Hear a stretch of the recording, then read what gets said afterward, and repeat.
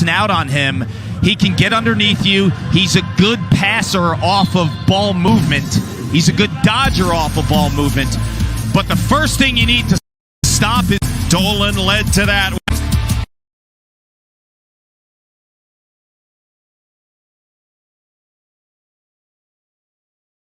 You have to cock back. Goalie's eyes. I mean, it's moving around 95 miles an hour.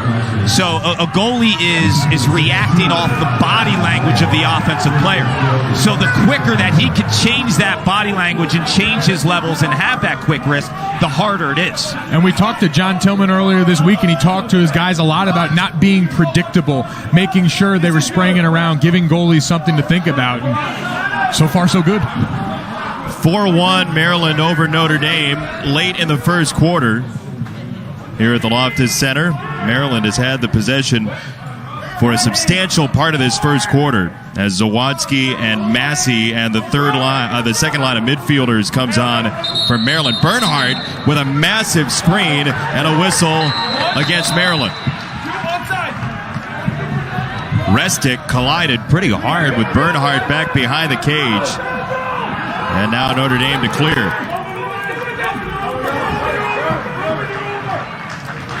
Good. Onside. Notre Dame at 1-1, just a couple of games so far. They were at Richmond, lost that game 9-8. Opener against Detroit was also in here. You guys mentioned the lighting earlier. What do you think the lighting does to this game? Well, I think especially early on right now, if you're Maryland, you've come in and you've weathered the early storm better than most do, just because I think depth perception is the problem it ends up creating the most. When you go the dim lighting with the background that you can see here in Loftus, a lot of gray, a lot of brick, a lot of things where this ball's not necessarily going to pop the way you're used to seeing outdoors. And Dolan was the big question, 14 in red in the cage, and I think he's answered the bell early. We've seen him track balls low and high. So I'm feeling good if I'm John Tillman in regards to my goalie's comfort. Quinn McCann, the freshman out of the state of Pennsylvania, trying to find some offense for Notre Dame here, trailing 4-1 late in the first quarter. Would love to see Notre Dame get back to where they had some success on that goal, operate a little offense from behind the cage there, get Morin and Gleason back involved.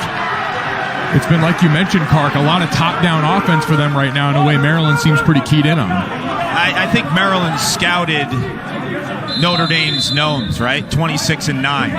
Understand that they are the offensive players that get opposing defenses to rotate. So they're challenging those other guys. They challenged Morin early, and he responded.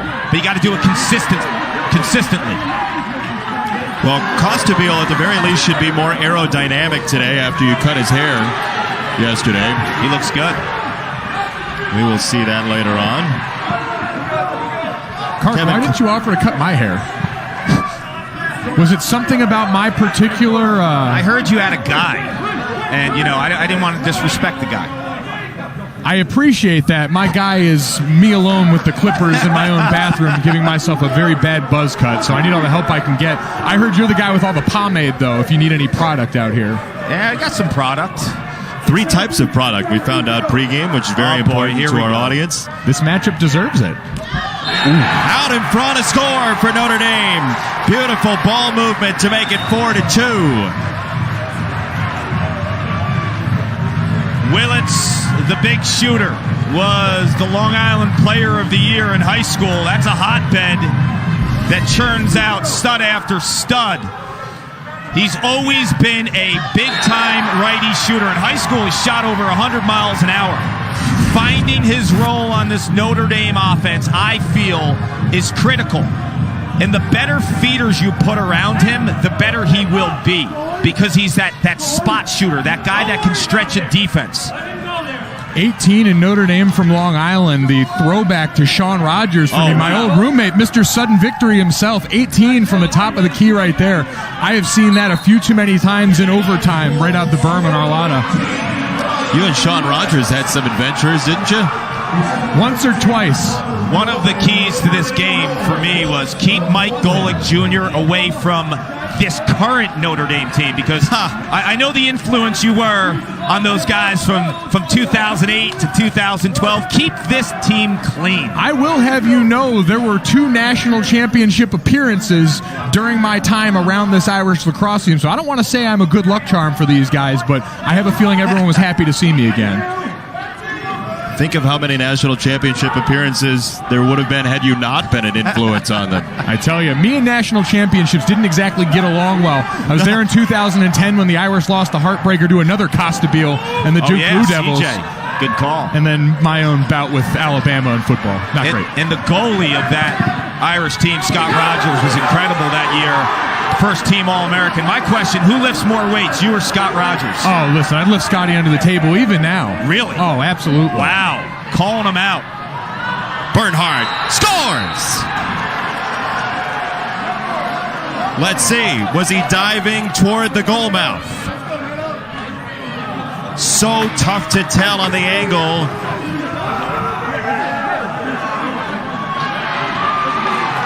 You see the celebration from Schmidt. Looks like they're going to wave it off.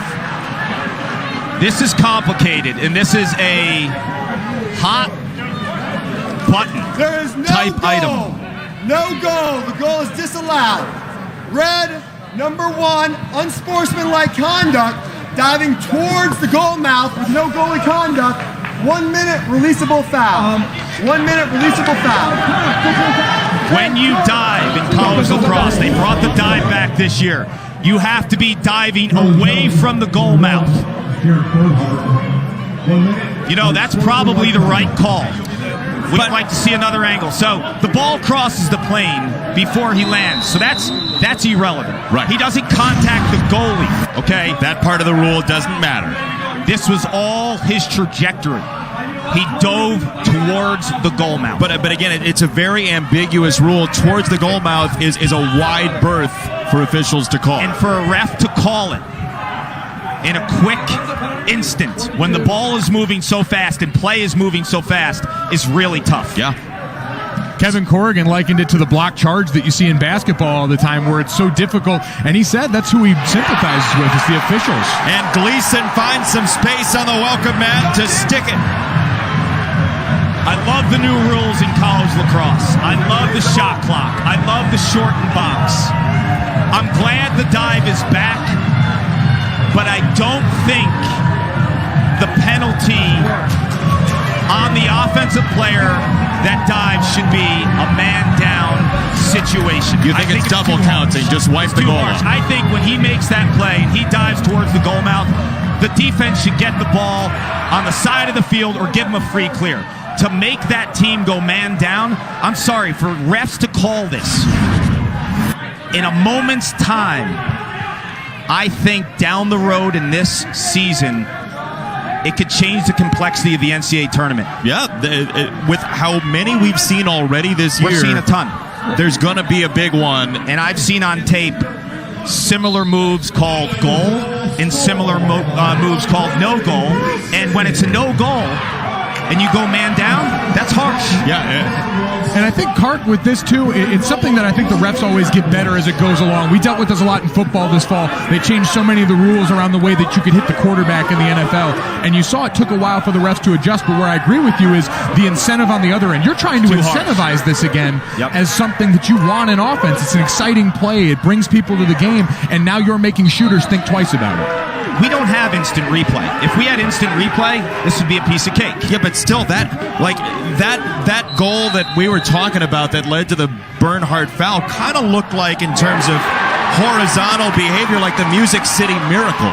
Yes. You're deciding whether or not it was toward or parallel, and that's really tough to do. We're still arguing over that play 2 decades later.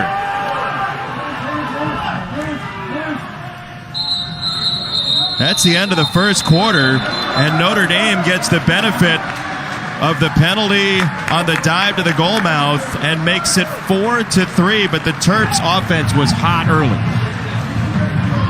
Really impressed with the spacing of the Terps. You lose your star, one of the best in Maryland history, in Connor Kelly. You got to find some stretch shooters. You got to find a dodging presence. But I think when you have Bernhardt and you have Bubba Fairman, you have pieces that allow guys like Wisnauskas to tickle the twine. Terps up 4-3.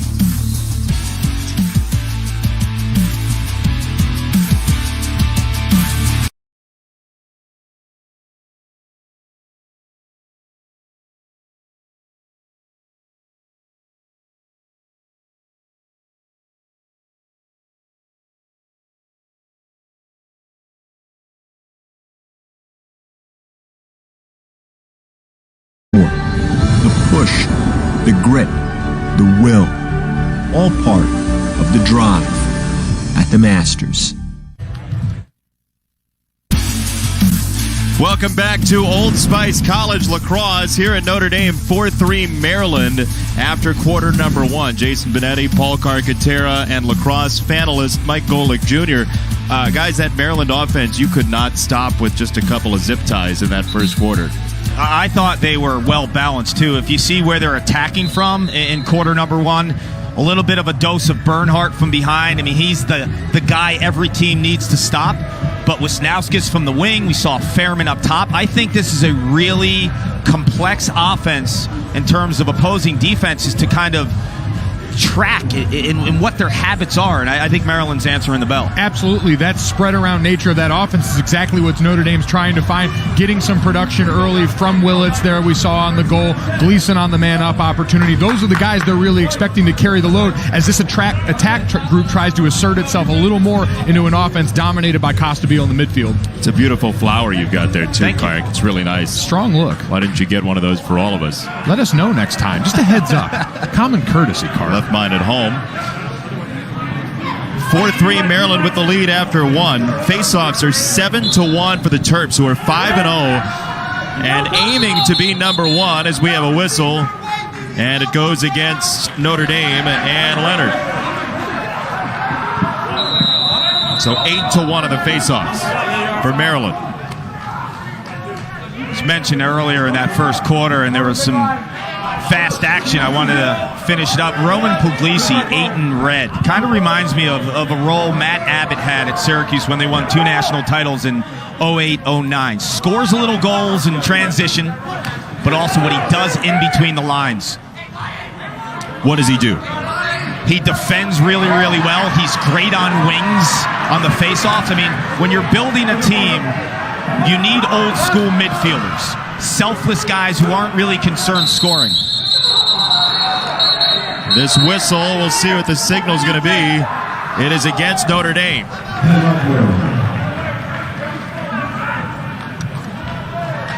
Timeout, Maryland. So, no foul, timeout, 4-3 your score as we step aside.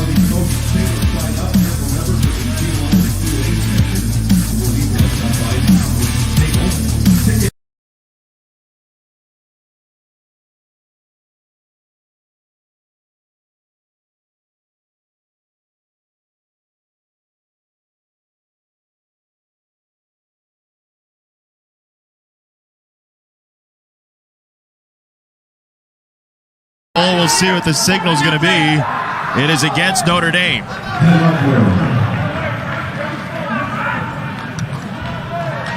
Timeout, Maryland. So, no foul, timeout, 4-3 your score as we step aside.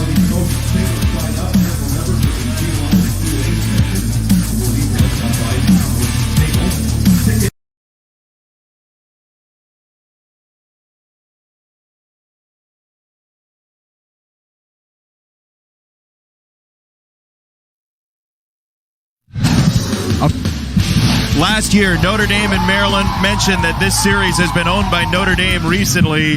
Here's a year ago. There was Ryder Garnsey, who came on late, but it was too much Connor Kelly.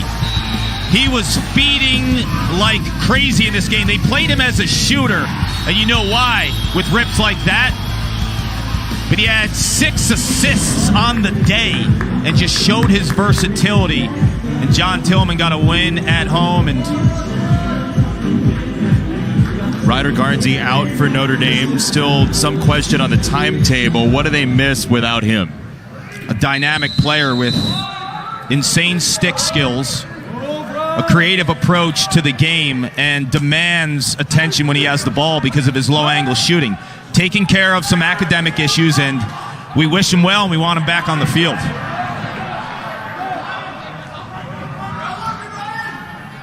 Kyle Long has a goal for Maryland, one of the 4 in the first quarter for the Terps. And he gets yanked down to the deck. Drew Schatz just ripped him to the turf. The flag is out. And the ball goes pinging to midfield, where eventually Notre Dame will collect and the whistle will come. This one's pretty easy to call. Yeah. Technical foul on White. Right, sir. 0. Hold 30 seconds. Technical foul White. 2-0.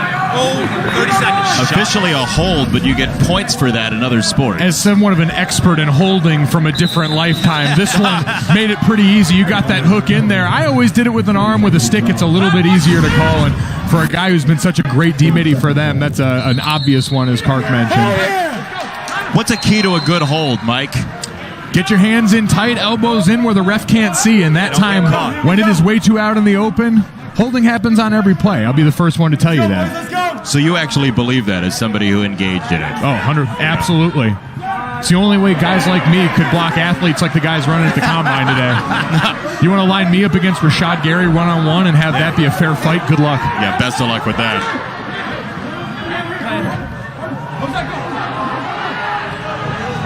Tough clear for Maryland. This is what I love seeing out of Notre Dame, Kark. The ride for them under Kevin Corrigan has been such a hallmark for this program. Vicious attackmen that usually make life difficult. I remember Matt Cavanaugh and Connor Doyle together were one of the best 1-2 punches in terms of riding. And it changed games. When they were down late in games, every team knew in a moment's time Corrigan would call that ride, that full court press, and he had quick athletes to disrupt the defenders when they're trying to clear, making it almost impossible. Fairman had his hands free, decided not to shoot. Dubik rang it off the pipe.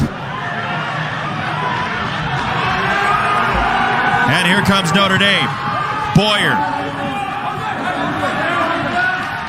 That was the other part of that 1-2 punch in high school with Brett Makar and Jose Boyer in Yorktown. I mean, you could argue Boyer might be the top long stick midfielder freshman in college lacrosse. You could argue Makar might be the best close defender in the freshman class, together on a high school team.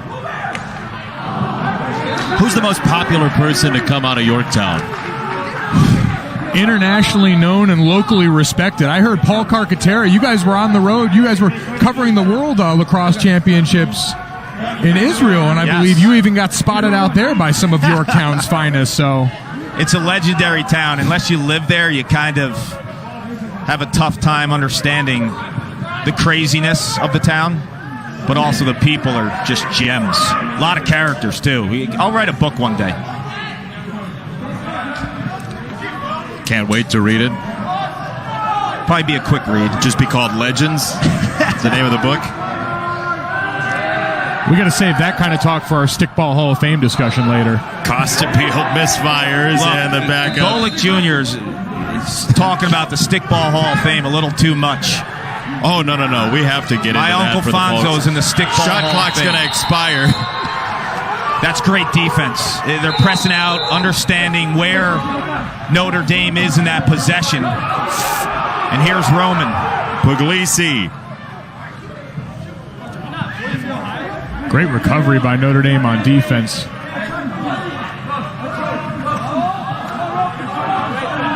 So you're who is in the Stickball Hall Uncle of Fame? Fonzo. And Uncle Golick Fonzo. Jr.'s challenging a little too much. Uncle Fonzo has a big trunk. Okay? What are you, 6'4"? Just about. You could fit in it. I heard he recently reupholstered it, too. Very comfortable. Nice. On the way to the St. Joe River. When was the last induction into the Stickball Hall of Fame? I'm not sure, but I love my uncles. Carmine, Joey, Frankie, and Fonzo. Long out in front. And a save for Schmidt.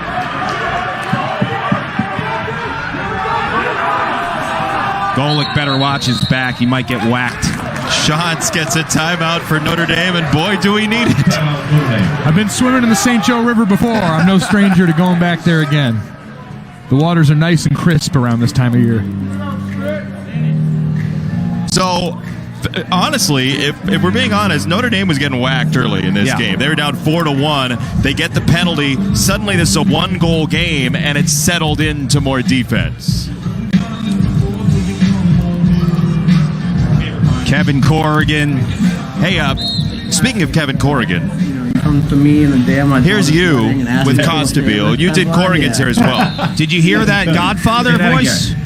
You come to me on the day of my daughter's wedding and you ask me for a favor? That's great.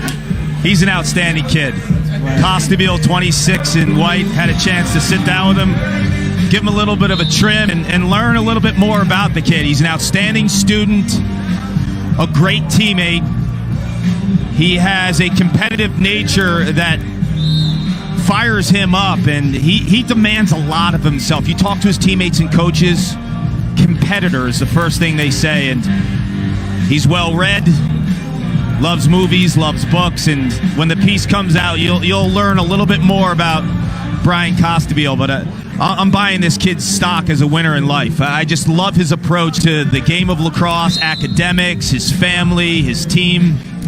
Take us through Kevin Corrigan's hair here real fast. Like, what's... Kevin Corrigan is always great at looking back at how teams have played them in the first few possessions. Yeah, but the hair. Oh, the hair? You I did cut the his hair. hair yesterday, too. That's what I'm saying. I think Take he looks us through fantastic. his scalp. Now, he resisted the product. He did. He didn't want a product. But Kevin Corrigan, prior to the haircut, it was probably 3 weeks overdue. Oof. I think he looks fantastic right now. I mean, he's dialed in. But his offense and what's made him such a great offensive coach over the years, it's pretty simple. He understands adjustments as well as anyone. So he'll go back into his mental Rolodex at how Maryland was playing them in the first quarter. And not so much how they're playing them on ball, but off ball. And then he'll move pieces. And he's always had some really good inside guys, whether they're Ryan Hoff or guys like Mikey Wynn, and he moves them around to change all the parts defensively for the opposition. Our colleague Ryan Hoff. Yes, he was we did football together this year. Fantastic off-ball crease attackman. And you mentioned Costabile expecting a lot out of himself. That's what Kevin Corrigan does as well. And he mentioned with some of these young pieces, especially guys like Griffin Weston, saying, I have to find places where we can maximize their skill set, allow them to do what they do best within our offensive system and really tailor it to what we have. By the way, to wrap that up, for folks who don't know, you'll be cutting hair all season long, as well as relaxing in your car and hanging out with some folks from lacrosse. Yep. All season long. Stay away from my scalp. Love telling the stories of these great kids and coaches. And Willits again. This is a tie game. Second for Willits. Feeling it. Willits' first goal was on the high crease. What did I tell you about Kevin Corrigan? Always moves inside guys around. That's the inside guy for Notre Dame this year. Mikey Wynn owned the paint in years past. Willits oftentimes will operate about 7 yards above goal line extended on the high crease. Now he's behind. So you take the typical defensive rotation and slide approach and you throw it up in the air. And I think that's what Kevin Corrigan did in that timeout. He moved his personnel around. And you mentioned he went back and saw what worked for them early. It was action from behind the cage that all of a sudden gets a shooter free. And a tie game right now, considering the dominance by Maryland at the face-off X today, is a great feather in the cap for the Irish in the early going. Henningsen had that one himself for a moment. And now Maryland again with 9 to go in the second quarter. We're playing indoors again because of the frigid temperatures outside at Arlotta Stadium. Mike will have to go hang out on the berm later on after the game. Got the wrong kind of liquid in my cup for a trip outside of the berm in February right now. It is an incredible place to watch a game, but you come inside here and it's like an absolute hornet's nest. You see the crowd butting right up against the field over here. They're right on top of you. It's a lot like when you think about and see footage of Cameron for Duke. The way the students are right on top of you, this crowd, you can get every bit of it. Those guys could hear me. I was convinced when I was yelling at them. I always think Notre Dame does a real nice job of getting fans and rallying the local troops to support their team. I mean, I love the size of our lotto. I think it's perfect for lacrosse. You put 2,000 people in there, it feels juiced. Well, and one of my favorite things that I think college lacrosse does in general is it invites the younger game in. You see so many youth teams, kids with their sticks in their team jerseys out at these games. They bring them in and they embrace that. They want to grow the game internally, and they take that as a point of personal pride. Down to the turf, Schmidt with a save. When you're getting trucked at the face-off X, you got to find some possessions. Where are they? Well, right now, Schmidt just gave the Irish another one. You better be good in the clearing game. You better ride like it's your job, and you got to steal some saves. And Schmidt, only a sophomore. He's got really good hands, but his play up and down, not very consistent. Here's After Schmidt. The start of the game, he's been dialed in. Hey, let's go out of the box. Good job. Hey, you got one. Gleason out front. Couldn't spin by Welding. Meyer redirected. And McNamara's on it. To your point, by the way, in support for the women's basketball team as well. Muffet McGraw's team gets a huge draw. The quote-unquote non-major football, men's basketball sports, always fun to come here to Notre Dame. When you mentioned Muffet and Kevin Corrigan's a great example of these long-tenured coaches here for the Irish. And Notre Dame takes the lead. Meyer sinks it to make it 5-4. Credit Meyer, and if you're a long-time Irish fan, you know his dad, Rick, was a great quarterback at Notre Dame.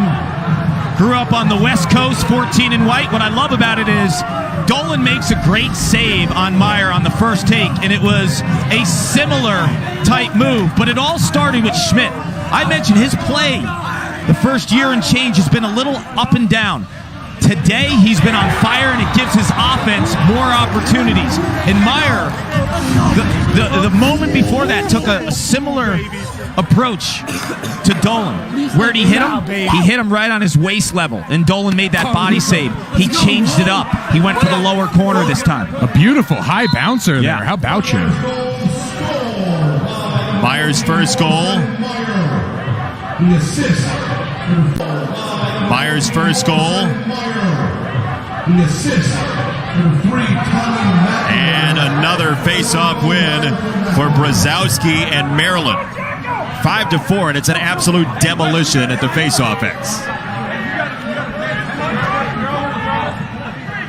Since 4-1, Notre Dame's gone 4 in a row to make it 5-4.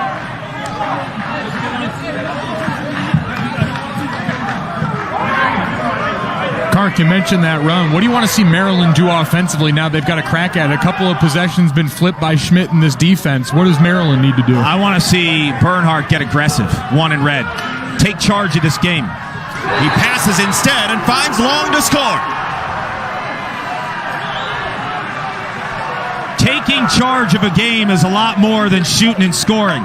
It's taking the ball and saying, I'm making a play right now. You better respect me as a Dodger, as a playmaker, because I'm going to make this defense spin.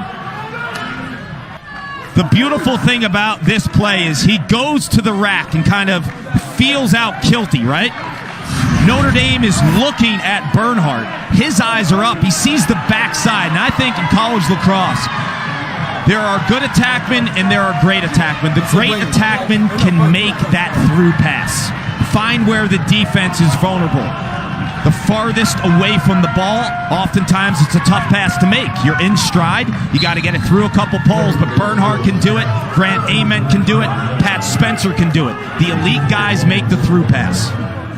Bernhardt, the former high school option quarterback, you saw that on display right there, getting to the edge, feeling it out, and distributing. He was a guy that almost had a chance to go play quarterback at the Naval Academy and instead takes that same sort of feel for distribution. We've heard both these coaches talk about guys that have that quarterback in their background being really aware of the rest of the field in a way that's hard to teach. Especially in the triage, the decision-making for an option quarterback. What a skill to have for this game. You know, typically in the spring now, I'm doing baseball, but watching lacrosse and the game, the way that it's evolved with the new rules, it's got more pep. Oh, it's great. Got more flavor. It's quicker. It's more fun to watch. I love it. I mean, you could sit here and you could kind of pout about the dive and how it's subjective, right? In terms of the ref call. That can change. It can change. But let's embrace the good, right? Let's be positive here and let's understand that the shot clock is awesome. Okay, the 20-second element to get it across the midline is awesome. Shrinking the box forces transition more.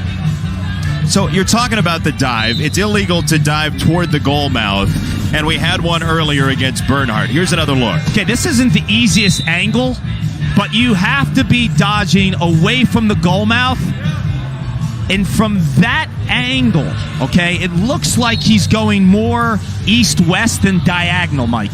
You described it to me yesterday, Clark, and I think a way it's easy to understand that ice cream cone at the top of it, and you have to really be going away as away from that as you can. If you're getting caught even close to parallel in that, the refs are trying to, I think early on, establish what they want this to look like and what you're going to incentivize. And they're saying you absolutely have to make it clear you're going away or else we're going to flag it. I mean, there's a difference between not diving toward and affirmatively diving away. So it depends on which perspective you take. And then here's the other piece that some people aren't aware of. You could dive away from the goal mouth and still get a penalty and the goal be disallowed. With How? contact. If you hit the goalie, right, before it crosses the plane, if you hit the pipe or if you land in the crease before it crosses the plane. So it's not just the trajectory of where you're diving away from the goal mouth. There's the rule of how it's written. The way it's written, it suggests that if it's a coin flip, it's going to be a penalty because it has to dive away from the goal mouth, not away from the goal mouth. The way it's written, you've got to affirmatively dive away. And we talk about so many of the things, you mentioned this before, that we can fix with replay in sport. This seems like an area where if you've got that capability, trying to figure out a way to work that in seems like something that has to absolutely happen going forward.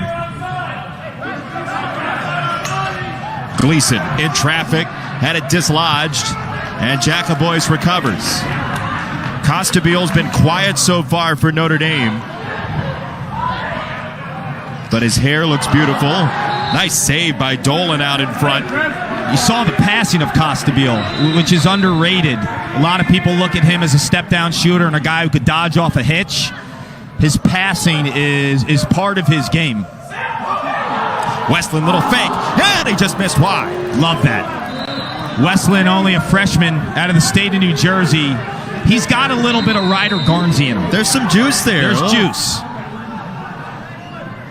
Kevin Corrigan mentioned him as one of the guys he wants to put in better situations for their skill set in this game and moving forward. Costabile buries it, and Notre Dame takes another lead, 6-5. You said he was quiet, and Quint Kesnick's at home watching, probably thinking that he had the relaxing jinx. Take that, Quint. Westland first. This is beautiful. And you know what? It's more than the fake.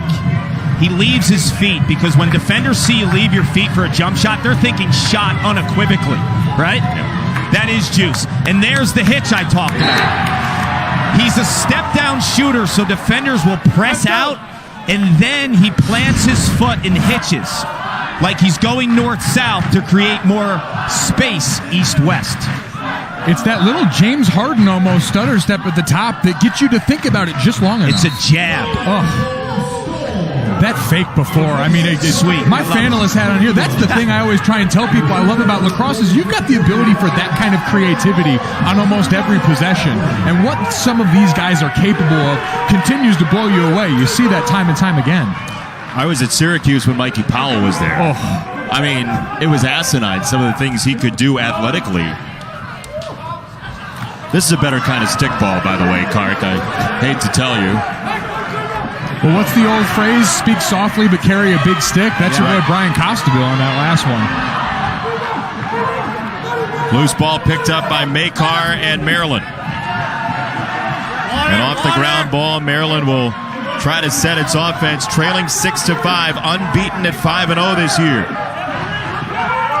Dubik whistled it toward the pipe. Schmidt got in front. And the counterattack for Notre Dame. Hallenbeck.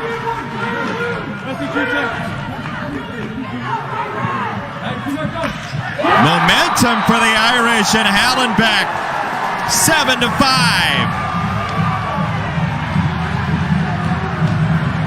First goal for the sophomore out of Indy. Wow. That is some heat. On one side, you get a save by Schmidt.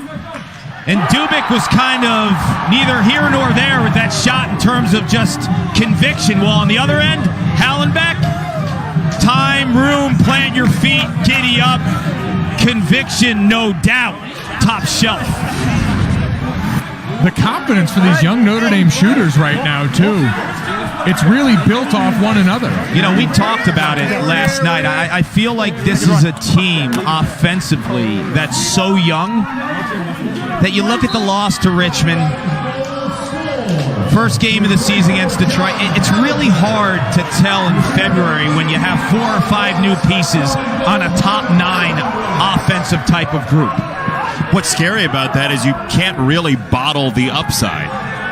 You don't know exactly how high it's going to go, and that's terrifying for the ACC. You know you recruited good guys. I mean, they finish in the top 5 in recruiting every year, and you know the type of athletes. I mean, we talked about it yesterday as well. The type of athletes that are coming in, even in the last 7-8 years. Like, think about 10 years ago when you were here to now. There's a different kind of athlete. It's incredible to see. We were walking down there on the field before next to these guys. I barely fit in this group. You see the guys staring down at me.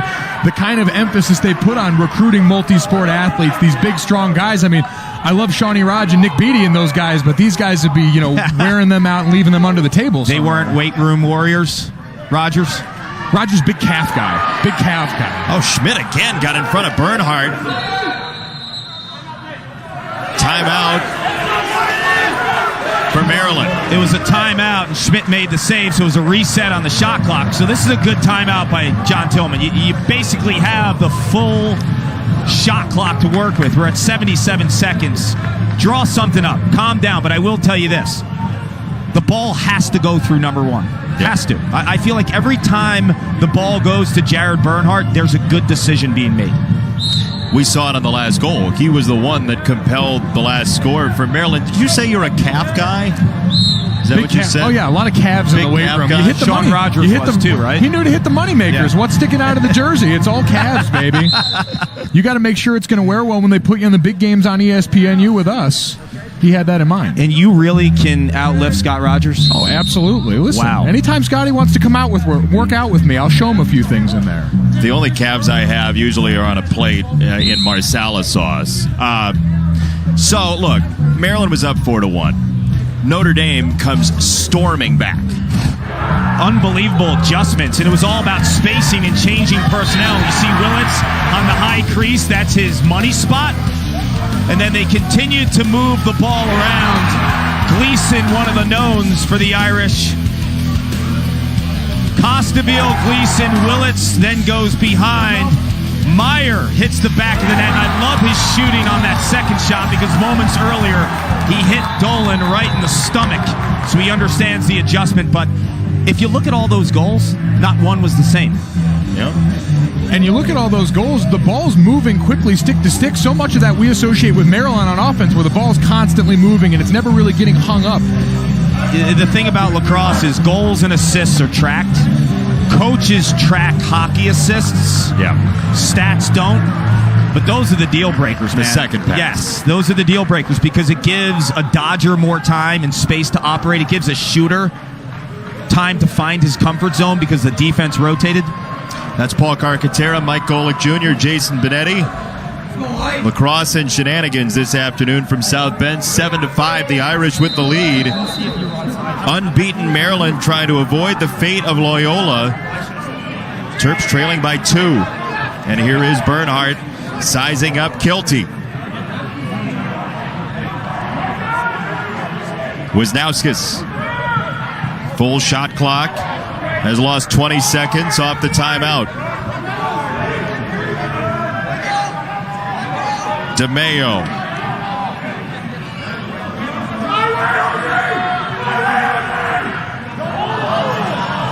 Fairman stood up.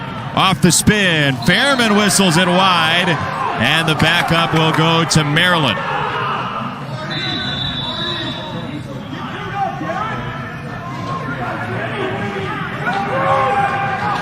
Kark, you mentioned it before. The longer this possession goes, the more in favor of the Irish defense. It looks like coming off that timeout, you got through what they were looking for early. Now you're into, all right, what can we respond with? And they show zone for one of the first times as well, too. So John Tillman, this is a chess match. He brings his offense in. He draws up a play. Notre Dame says, here's my zone. Hey, Mike. What did you get? Slash against Boyer. He doesn't like it. So you're playing good defense. Well, 46 is out of that play. Could have been prior to... Well, the flag came in. Yeah, I think that was well before the stroke. Oh, it was out here. They're man down, and now this is what Maryland wants. It was prior to that double team. Boyer came down with a slash. Look at the shot clock and the game clock. Maryland. You got more on the shot clock, so take your time here. If you're the Terps, make sure you have backup too. I don't like holding for the last shot. I think you should shoot at 20 seconds or 15 so you get another opportunity as well. On a rebound situation or a backup. Dubik for Bernhardt with 35. Maryland probing on the outside.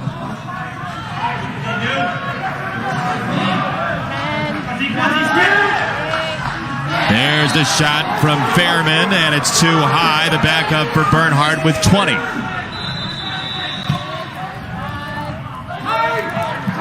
Schollenberger with 15. Fairman again. Schollenberger. Now Bernhardt with 10 against Kilty. All even. Well away from the cage. Fairman with 1. And they're not going to get anything out of it. Schmidt and Notre Dame hold the line on the man-up chance late in the second quarter. That will fire up the Irish and their fans going nuts, man. When you hold a team late in the second quarter, they're extra man. They have some momentum in terms of a 6-on-5 opportunity. You slam it right in their face. A lot of respect. Kevin Corrigan, John Tillman. Maryland went on the early run, but Notre Dame solved that 7-5 at the half. Top plays in February. We'll take it through them after this.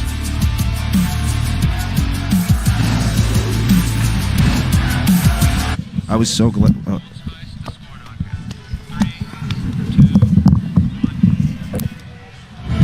Welcome back to Old Spice College Lacrosse, 7-5. Notre Dame with the lead over Maryland. Looked like it might be a boat race early on. The Terps were up 4-1, but that has since changed. Jason Benetti, Paul Carcaterra, Mike Golick Jr., and I'd get Kark's thoughts first, but I don't want to. Mike, your thoughts on the first half? An incredible rally from Notre Dame after starting off and really getting dominated at the face-off X by Maryland for most of the first half, but finding a way to create possessions. Notre Dame's defense doing a great job of getting to the hands of Maryland shooters and really influencing that first half. Can I talk now? Oh, you sure can. For me, Time's it's been the chess match with Kevin Corrigan and John Tillman and Jesse Bernhardt, the defensive coordinator for Maryland.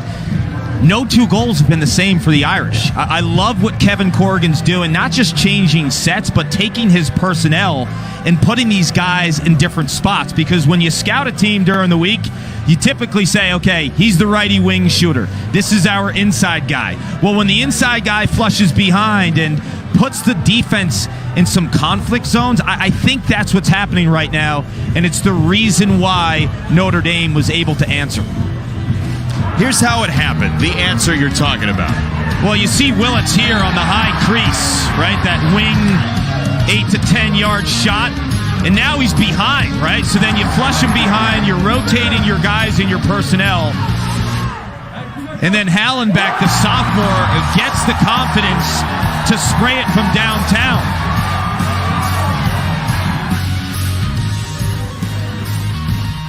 But for me, for me, it's going to come down to Jared Bernhardt. Every offensive possession in the second half, my belief is you let him start with the ball because good things always happen. He's been a little quiet, but I also think he hasn't had enough touches. Who'd you pay off in the tape room to get one shot of Kevin Corrigan's hair that you cut yesterday before the Bernhardt highlights? We'll talk later. Shameless self-promotion. Man after my own heart. It's unbelievable. 20-18 shots, Maryland over Notre Dame. 7 saves in the first half for Schmidt, and then 20-11 ground balls. Eagle-less clarity. It's a beautiful thing. You have to have it. Eagle-less clarity. Plenty of big turns out there for the Irish today. It's all on display, and it has to make Kevin Corrigan's heart sing. Faceoffs have been really rough for the Irish so far in this game, but they lead 7-5 as Dolan catches a nearly wayward pass to start the clear with Makar. Dolan well out of his cage, seeking somebody to pass it to, and he finally just wings it upfield. But that's the 20 seconds, right? Forces you into quicker decisions. Would you say of the new rules, that's probably had the biggest impact on the way you have to approach as a team? A lot of people will throw that within the confines of the shot clock, but that aspect of the 80 seconds to 20 to clear, to me, in the early season at least, has been critical in terms of the tempo. It's given the fans everything we want to see. Absolutely. I always just think of it in terms of, all right, as a player, how do you have to coach that? How are you being coached on that once you have something like that change? And especially in early season lacrosse, both these programs so well known for February success that an added wrinkle like this is just something else for these great coaches to pay attention to. You end up fighting your instincts as a player, don't you? Absolutely. 8 to shoot, and Snyder's got it. Who got the hockey assist? Bernhardt. Thank you. Every possession, let the conductor, one in red, make the moves. He gets all the attention. He makes this first move, and then it's 2 away. I love what this kid does in regards to his awareness, his selfless attitude in terms of points, goals, and assists don't matter. All the attention was there. Kicks it down to Wisnauskas, and then he finds that seam across the field.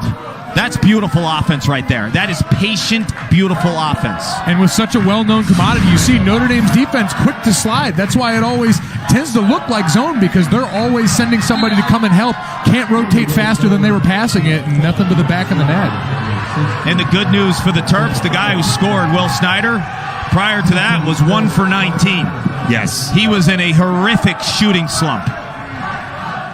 That's right. John Tillman mentioned all the work he did with Will trying to help get him out of that. Said he woke up the next morning and realized how old he was, his shoulder and his elbow on fire. Yeah, and Snyder's a really good player. I've been in those shooting slumps. To get through in a moment like this in a big game, it erases the prior 1 to 19. Now you're at a fresh start.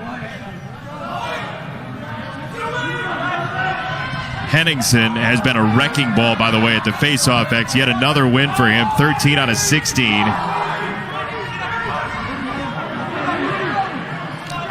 Yeah, if you're Notre Dame, you've got to find a way coming from the wings to get some sort of help or production there, because you can only do so much when Maryland's playing make a take at lacrosse like they were for a lot of the first half. Fine from Bernhardt. Snyder, another one. We're tied.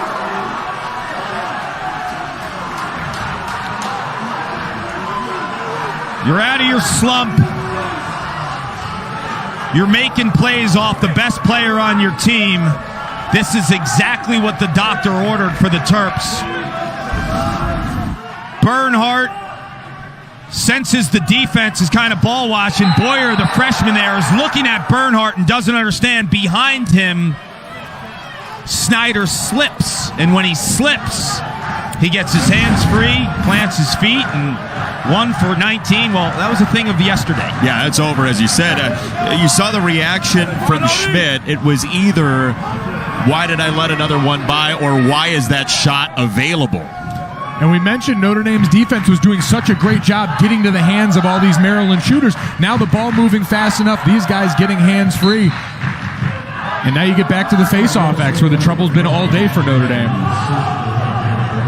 Ball loose, springs free. Still a battle for it. Makar is involved, and Notre Dame's got it. Timmy Phillips scoops up the ground ball for the Irish. Kevin Corrigan said something interesting when we were talking to him this week. He said, let's imagine a game without face-offs. Lacrosse. Think we ever get there? Say that to Greg Granley in a steel cage. I try to avoid steel cages as a rule. In front, a score. Connor Morin dancing near the goal. This game is awesome. I'm loving it. Great tempo, counter punches. The fans indoors at Loftus are in for a treat. The echo through this place is fantastic. When we remember the surge Notre Dame went into halftime with. That's what we talked about, right? 22 and a couple other characters need to emerge, Mike. You know what you have in Costabile. You know what you have in Gleason. But you have all these sophomores like Hallenbeck and Morin. What are they going to give you in a really big moment? And the polar opposite for Notre Dame going against Maryland's defense, they're not going to slide as quick. They're going to let their poles stay in isolation out there, so it's on these young guys to move without the ball to find those open holes and capitalize in the way that we just saw from Morin. Illegal procedure against Henningsen. Notre Dame, the possession. And think about it psychologically. You get those sophomores, those younger guys into positions where they have succeeded in a big game, then they know how to do it and where it's going to come from. And this is Maryland. I mean, been to 7 of the last 8 Final Fours with John Tillman. I mean, they become like the staple on championship weekend. So you do it with your young guys. Jacobois is good. 9-7. We might see that on the March Top 10 play highlights. Ankles in the lost and found somewhere off that Jacobois dodge. Good Lord. Nasty. Nasty is right. How about these sophomores, though, right? Hallenbeck, Morin, Jacobois. They're coming to the party. This is a great move. He slices the defender up and then has the understanding, okay, I cleared my space. I'm now going to go upfield to increase my angle. The plant foot loses the defender, and then the awareness. He sees him falling, and as he's falling, he changes his hands to increase his angle. Been watching the combine all weekend. They would call those oily hips. Plant, get back going in the other direction, and improve that angle. It's incredible.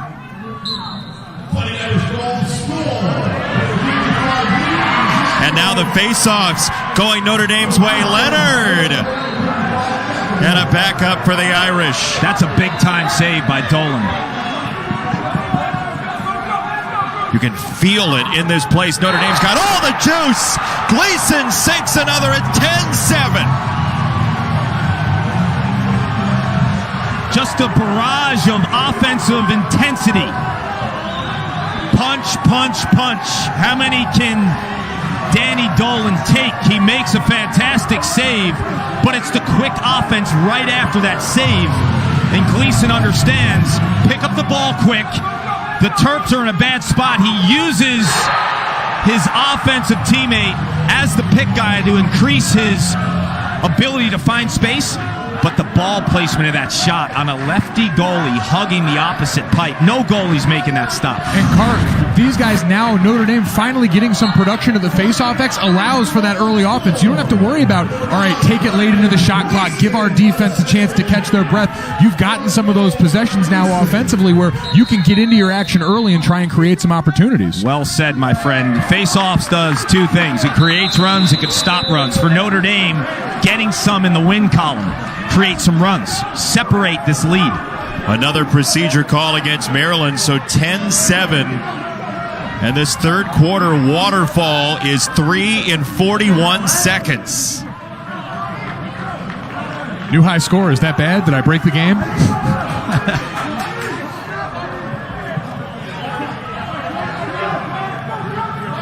Morin has it knocked away. Puglisi got in there. The scrum for it. And Dolan gets involved. Can he collapse on it? The answer is yes, but that was really high risk and hair-raising for Dolan. There's your guy Puglisi at it again, Clark. Non-stop energy. Tough kid. O'Connell in transition. That one's upstairs, and Schmidt got there faster. It's a backup for Notre Dame. He did. And I'll tell you, as much as I love Roman's game, that was not a good decision. You played so much defense. You guys are gassed. And you come and you step up and take that lefty rip from 12. See if it hurts him right here. With no backup. These guys are gassed now. And Roman's caught on the field. So he couldn't even catch the sub. So he's caught. His guy that he was guarding was gassed too, but got a sub. So I'm going after 8 in red right now. Westland does. Westland rings it off the pipe. 8 in red is gassed. If you are Westland, you have to recognize that and go after him. Yep, get the ball behind the cage right here. Maybe bring that two-man game at him. Yeah, and Westland was a high school attackman. He's playing a lot of midfield right now, but this is his comfort zone. This is where he made plays in high school. 2-time All-American in high school, Westland. Here he is, working behind. Puglisi picks him up. Westland gets a shove for his troubles and discards it with 28 on the shot clock for Notre Dame. Costabile goes left. Costabile whistles it wide, and the backup for Westland and Notre Dame with 22 on the shot clock. Great job closing out by Weldon there, getting just enough of him.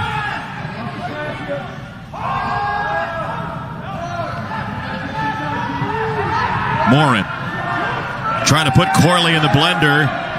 That's not easy. That guy squats a zillion pounds. Costabile with 4. He's got a trigger. He does, and he missed it wide. Shot clock violation, Notre Dame. What a response from Maryland. You mentioned on the other side, the offensive possession comes and goes too quickly off the Puglisi shot, and they managed to hold up. Important clear for O'Connell and Maryland. 10 seconds. Corley, Dolan, 5 seconds. Dolan just got to chuck it.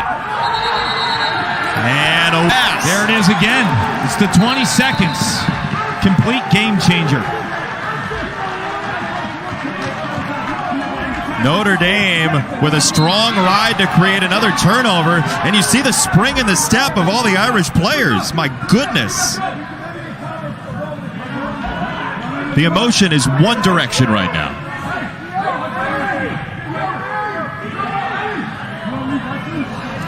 One Direction. I appreciate the reference. I'm more of a Jonas Brothers guy, so they're back. Bros. I don't know if you heard. They're back. No,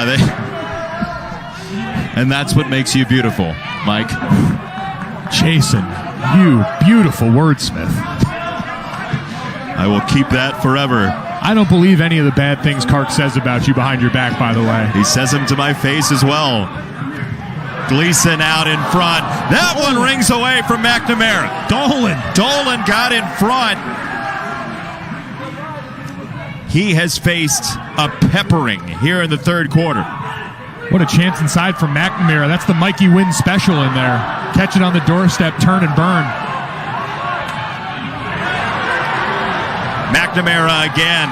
Notre Dame plows forward and scores! Morin a somersault as he bangs it home.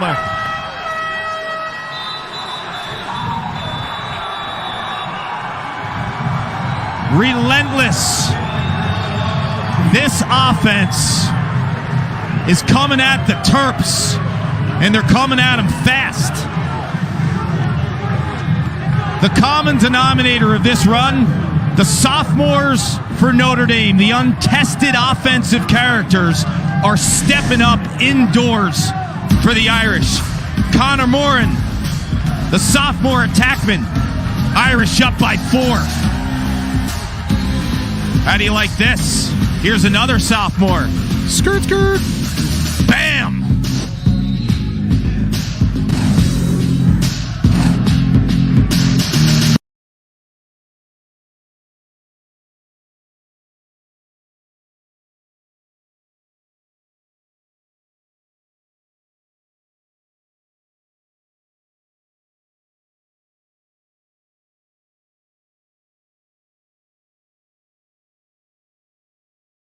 At home.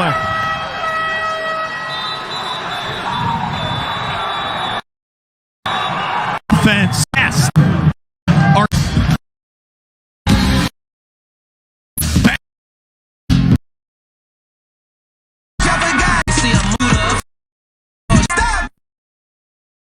Front you know. And every 4 years, the NCAA lets each program do one trip abroad, and Notre Dame went to Spain. They made their way around the country and played in the Barcelona city. Look, it just is in different work to maximizing that potential off the field for these guys. Well said, my friend. So, in terms of what you got from watching Notre Dame lacrosse for so many years and being friends with the guys and seeing leprechauns with lacrosse sticks, why do you love this game, fanalist Mike Golick Jr.? For me, it was always the combination of physicality and creativity. I come from the sport of football, and lacrosse was something I played in the offseason because they gave me a stick and I could hit somebody with it, and it was pretty appetizing for a bigger kid. But then you see what all of these guys, what the Matt Kavanaughs and the Ryder Garnsies of the world are able to do when they've got the opportunity and the space, and it's always been so fun to watch what guys come up with and how effective they can be with that. 4 straight face-off wins for Notre Dame until this one. Restic in pursuit, but Maryland's got it for the moment.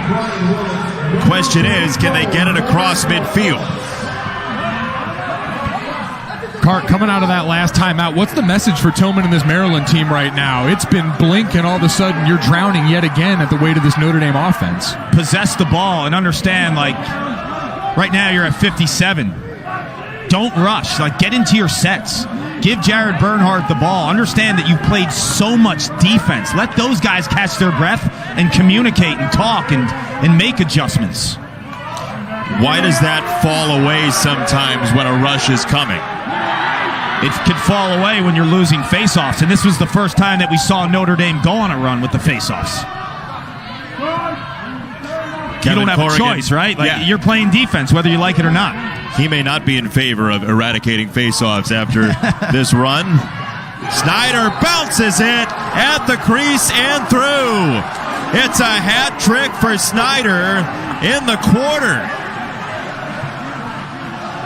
I'm so happy for this kid, because when you look at the first 5 games of the season, when you're a known, proven player and you start the season 1 for 19, you can't buy a goal, and what happens then is every time you catch and you plant your feet, you're thinking too much.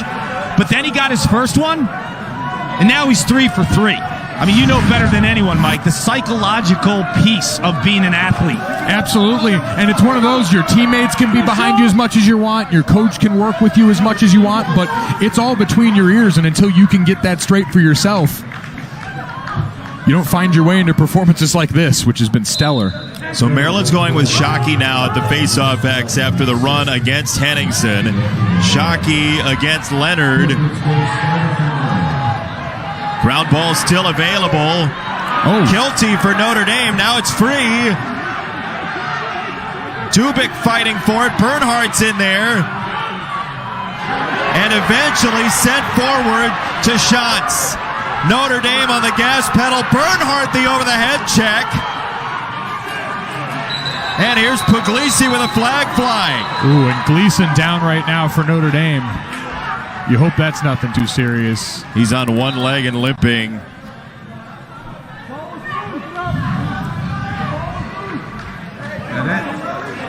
Brendan Gleason, the senior out of the state of Vermont, hurt for Notre Dame. Outstanding hockey player in high school. When he was hurt last year, along with Brian Costabile, their offense really struggled. Gleason is a monster player for the Irish. How about the effort of Jared Bernhardt? He knows the open field. Took a bunch the distance in high school as an option quarterback. He goes over, communicates with the rest of his teammates to stay back so they're not offsides. And that's such a heady play by them. And to see Maryland get back into doing those things naturally again, a couple of those faceoffs started going Notre Dame's way, and you saw some of that poise let down, some mental mistakes from Maryland, eliminating those now going a long way. You hope this kid's okay. Yeah. You saw Bernhardt come screaming down there, and then he's actually the one that's falling down right into the lower leg of Gleason. And nothing untoward there. It's one of those, anytime you get hit in the lower leg too, you feel everything for a second. And your first worry is it a knee? And then it kind of calms down and you can assess a little better. Notre Dame goes man up. Costabile and Jacobois. Irish 1 for 2 on the extra man opportunities today. Dolan gets down for this one to rescue it again.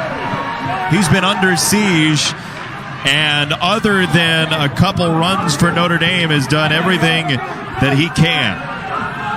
A couple of nice saves for Dolan. 5 minutes, by the way, to go third quarter. It's 11-8 Notre Dame. The Notre Dame ride's been fantastic. What do you like about it? The pressure. I mean, they're used to playing in this building. They know every nook and cranny in terms of the lighting, the width of the field, but the pressure they're putting on Maryland. I mean, Dolan's made some fantastic saves, but they're not getting an opportunity to play offense off of those because of the blown clears. McCann, high pass behind to Westland, and a turnover Notre Dame.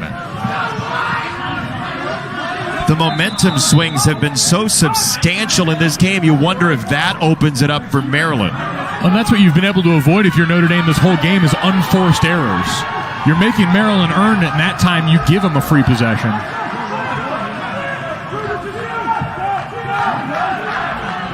First line of midfielders on. DeMayo on the run with the catch. Drops it off in front. Wisnauskas couldn't get the hands free. Fairman turns it wide for Snyder, who sees a stick right in his face from Restic. He's going to get a little more attention moving forward. Snyder's brother Drew was an All-American at Maryland, plays on Team USA, won gold in Netanya this past summer. Dad Chris was a fabulous player at Virginia, so he's got it in his blood. Under 30 on the possession for Maryland.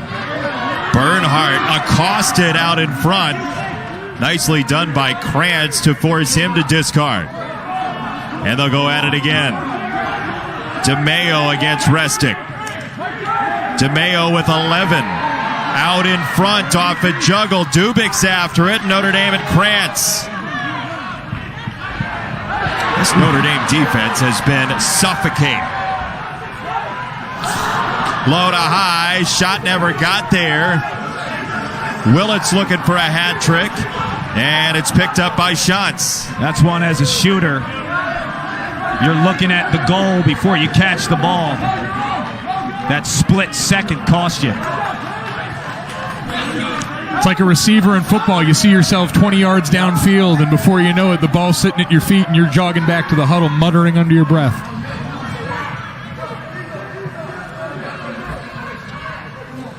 Morin out in front, rips it, and it's wide. The backup for Willits and Notre Dame. You can get a souvenir here. The fans are so close. I'm waiting for one to bounce up our way. I promise I'll defend you, Jason. I'll put him right in the way.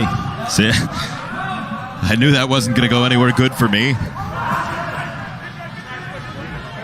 Westland trying to find a crease and shut off by Brzezowski for Maryland. Terps at 5-0. hoping to become a new number one if they were to win here. Notre Dame providing significant resistance to that theory. Willits gets a shoulder. Willits cuts it loose, and a back up again for Notre Dame. 3 to shoot. That's good defense by the freshman, Brett Makar. Got low, sat on his hips, forced a bad shot. Terp ball. With the new rule and the shot clock here, is that really your only option under 5 in the shot clock, is just to drop it off and set up your ride? If the ball's moving in a normal rotation, I favor that thought process, but if a guy feels like he has a matchup and he can get to the rack, it all depends on the flow and the tempo of that structured 6-on-6 set. If you don't think you have the offense at 5 seconds, unequivocally, yes. But if you're going to the rack and you're feeling something, it's go time. Ball getting stuck in the Notre Dame offensive players sticks a lot on that last possession. A lot of isolation, guys trying to dodge on their own. You're right. I mean, when they went on that run, the ball was moving at hyperspeed. Second midfield on for Maryland, including Massey. Zawadzki out there as well, the senior. Back behind for Long.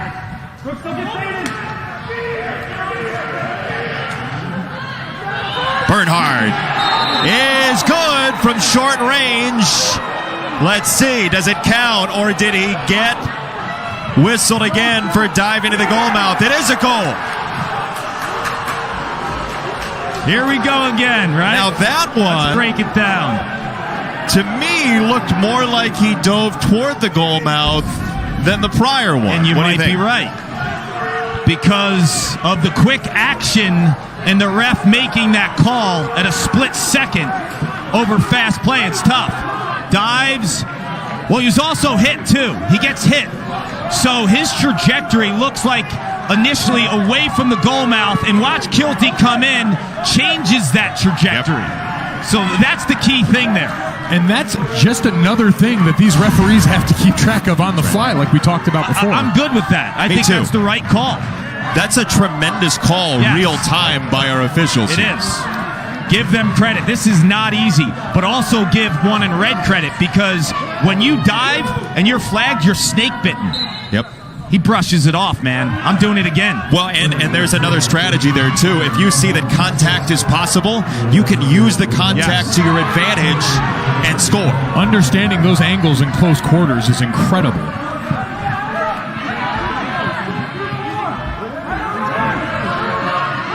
Notre Dame's got 9 to get it in front of midfield, and does to shots 11-9 in what's been an awesome game so far indoors because of the icy weather outside. Costabile with 9. Onto the gas pedal. Out in front, Willits, a high bouncer, and there's the horn. What is in store for the last 15 minutes in South Bend? Dolan has done enough to keep Testudo close. Willits and the Notre Dame offense up by 2, trying to sink the number 2 team in the country. Terps are unbeaten. Will they be in 15? We'll find out.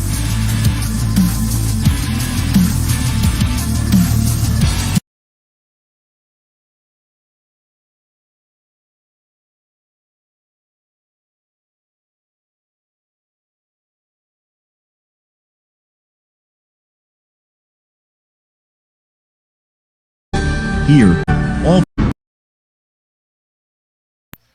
in the shadow of touchdown, like 12 degrees. Your play.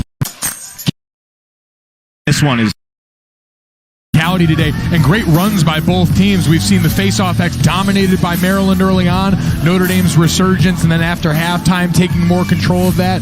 And as you mentioned earlier, Kark, the chess match between these two all-time great coaches.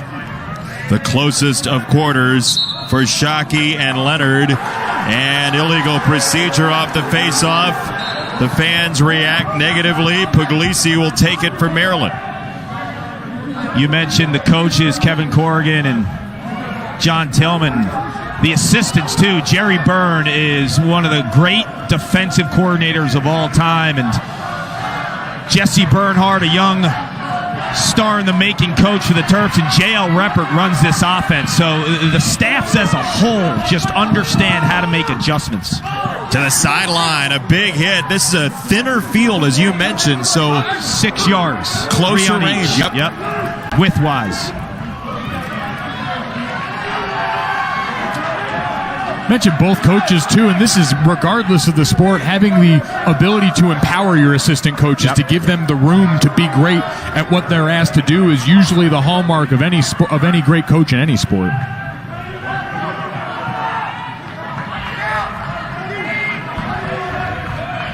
Bernhardt has been the trigger man for Maryland. Fairman with 15 has to slam on the brakes, gets it checked away, still loose. That double is a thing of art, man. The timing of the double by Arden Cohn. Got to shoot. Oh, they did say shot clock reset. Notre Dame is livid. The officials said that there was a change of possession. The shot clock reset. Clark, did you see it? Because I didn't. I didn't either. Rapid fire if it was.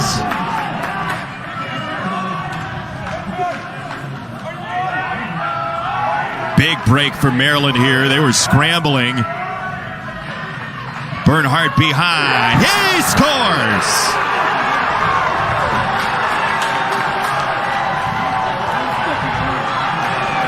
Baller.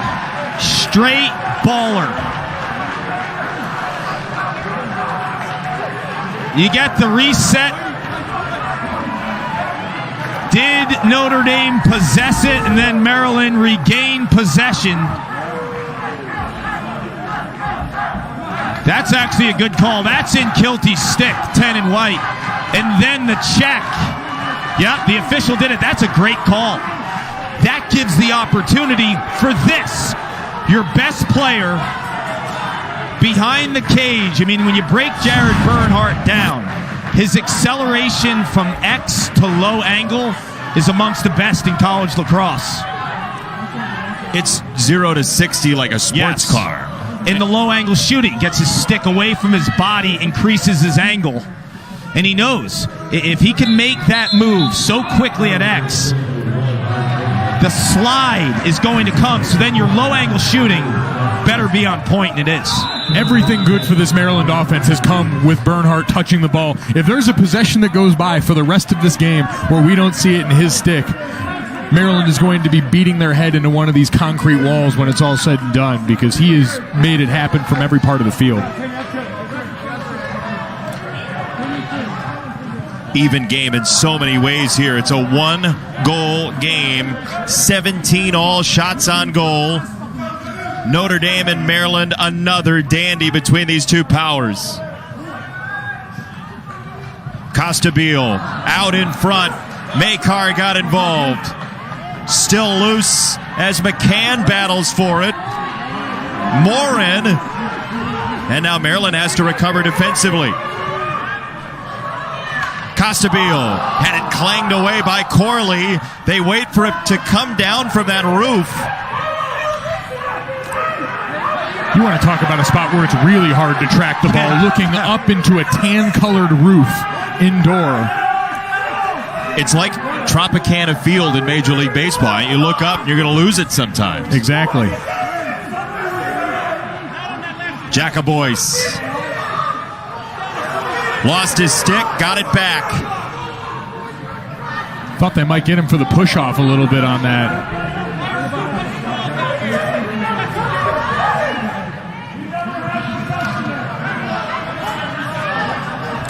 Costabile let a pass rip in front.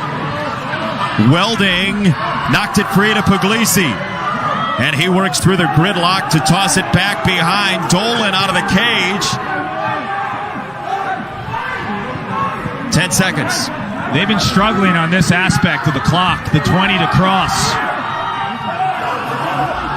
With 2, with 1, they do get it across. Long looking for the tie for Maryland.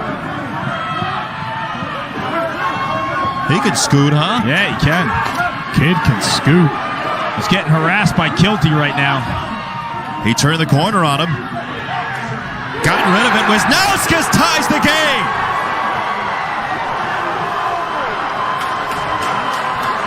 This is money, and I'll tell you why. Long is getting harassed. He sees Wisnauskas on the backside. And a player not with the IQ would probably shoot that ball right away.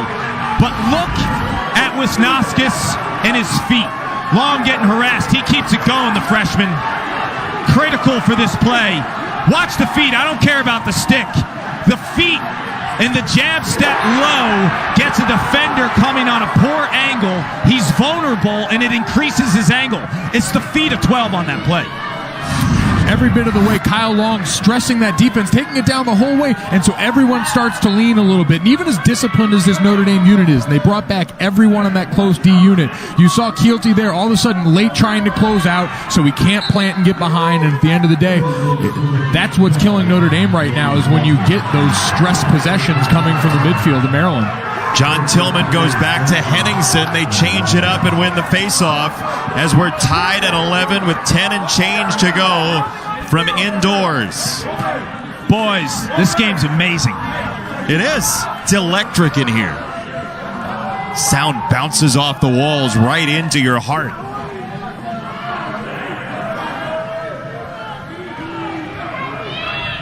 DeMayo. And a throwaway for Maryland. And we've mentioned coming inside here that the depth perception's a problem, but you haven't seen a ton of those unforced errors from either team. Really limiting those mistakes, but at a critical juncture, as we're now down under 10 minutes in this game. One each that's been costly here in the fourth quarter. Unforced error, Maryland. Who will be the hero this afternoon? Will it be Costabile? High pass. Scramble for it. Still loose. And a whistle on the sideline. It's a hold, and it's going to go to Notre Dame.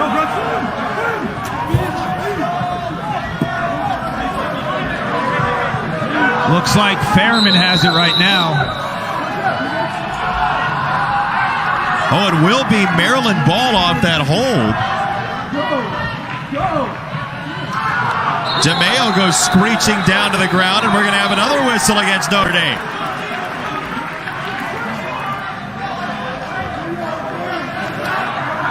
Brooks Tyrell, 44 and white's going to do some time. That will be a hold. The initial signal on that hold looked like the official pointed the other direction, but now Tyrell's going to come off.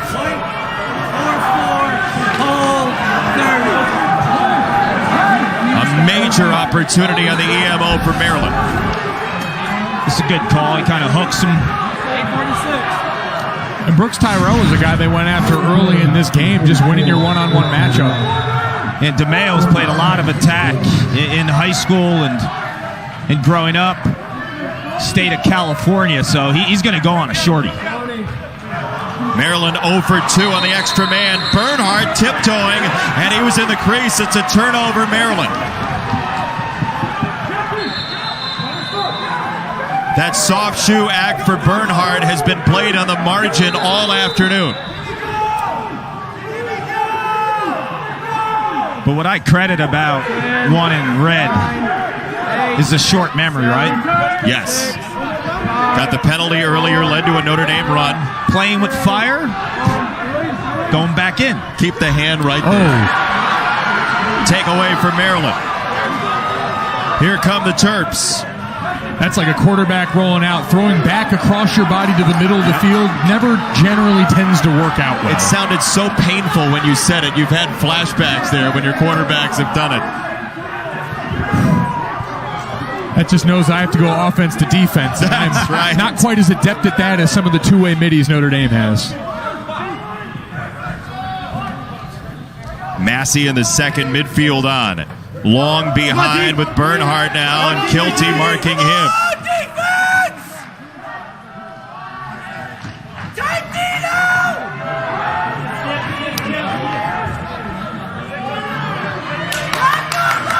Dubik shows the screen. Kilty follows. Set up from Bernhardt, and that one sent wide. Kark, it kind of feels like both teams waiting for somebody to make the play right now. A few more unforced errors, a few more balls landing on the ground right now. They're feeling this 11-11 score. 11-11 score down the stretch.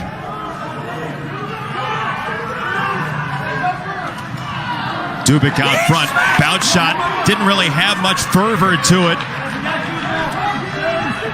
Notre Dame's defense, again, just getting sticks on the shooter's hands, alters it enough to get that one going soft towards the net.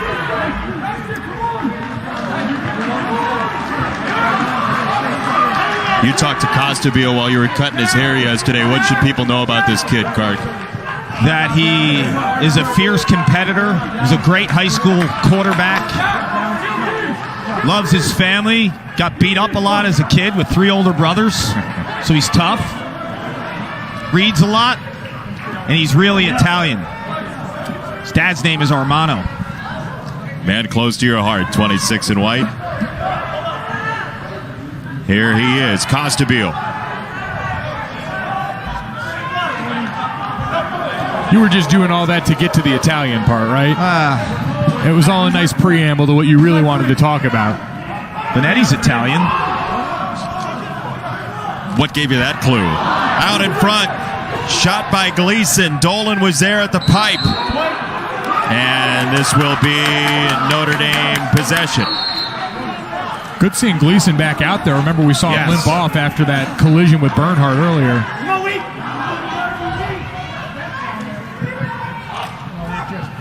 Jacobois was denied. Fresh shot clock for Notre Dame. Maryland led this game 4-1. Looked like it might be a runaway. Notre Dame responded very well, and we're tied with 6 to go. Westland turns it up, and Willits was denied. Dolan again.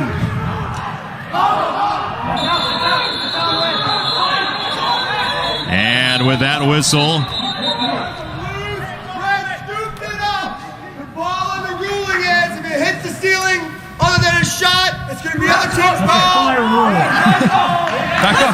so this is Notre Dame ball because Maryland scooped it to the roof.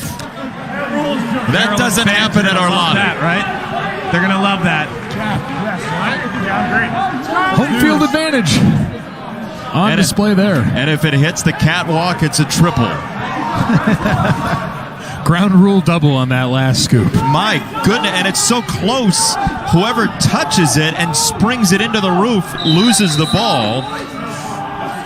So Notre Dame possession. So you see 9 in white back. At the very least, he garners attention as one of the top 2 playmakers along with 26 in white.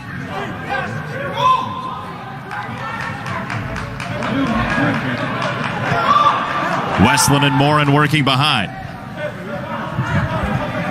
Jacobois, a lot of time for Notre Dame to size this up. Morin met Corley.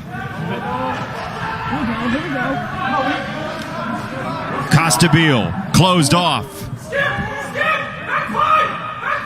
Morin denied by Makar. Great defense from Maryland. I say there have been multiple shot clock resets on this possession for Maryland. You heard one of the coaches screaming, "Skip, back pipe." With all the pressure on ball, that's where the opportunities are for the offense. Gleason scoops it. And that one's good. Gleason turns it around for Notre Dame.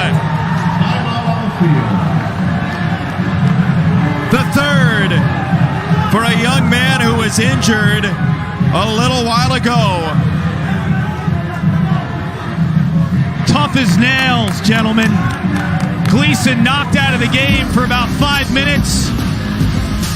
The Vermont product was a hockey player with grit, ability to find the back of the net. He's got his Irish up by 1.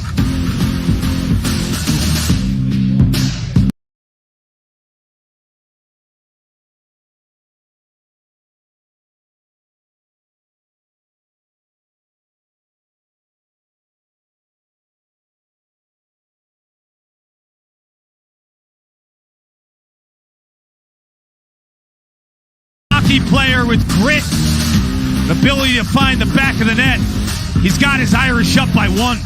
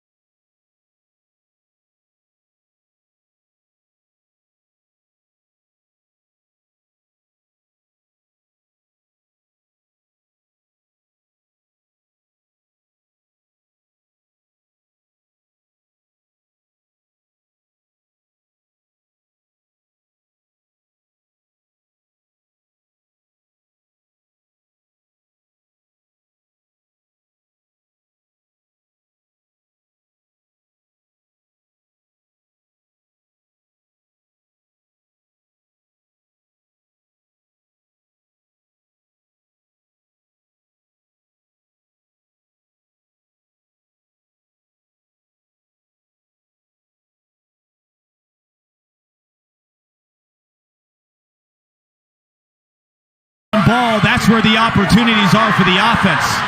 Gleason scoops it. And that one's good. Notre Dame third goal. Finds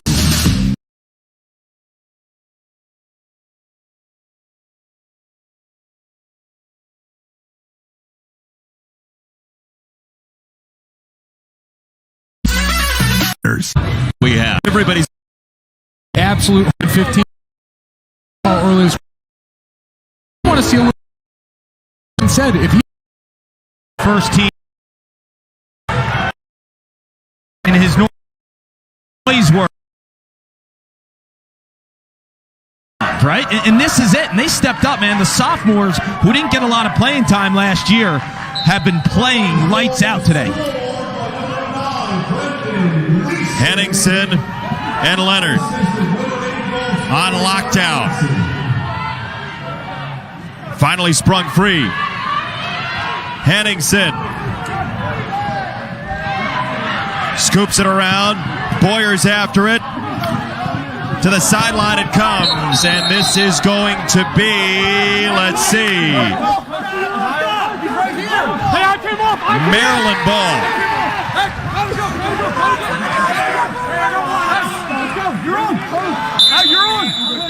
No, they will say Notre Dame ball. Notre Dame possession. chopping wood over on the sideline there. That was a hell of a check. And this is a part of the game, guys, with the shot clock, right? In years past, you're like, here they're going to milk it a little bit, right? No dice now. No four corners, none of that Princeton offense. Can't do it.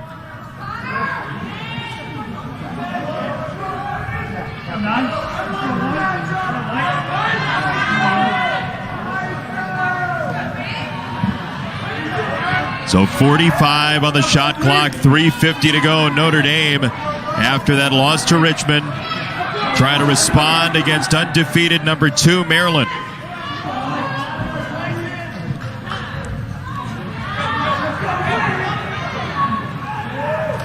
Gleason probing, and he scores going low.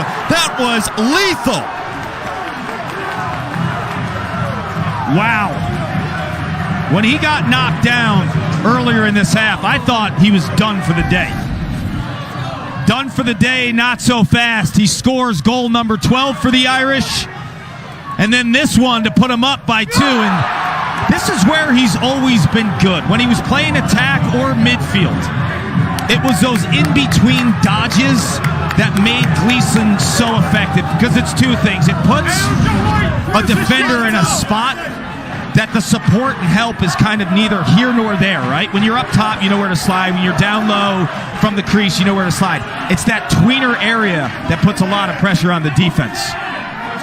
And just for the rest of this team, seeing the toughness that Gleason's putting on display right here. Kark, you know this. You see a guy walk off like that, limping to the sideline, getting helped off by the trainer, and all of a sudden he's turning around and making the gritty plays before that to get this goal in transition to start this off. That'll fire you up. You could feel the intensity from the Notre Dame team, which was down 4-1 in this game. And now it's up to Bernhardt to steer this Maryland offense. What does this possession need to look like? Put it in his stick. I think everyone gets a touch, take a deep breath, and then let number one go to work.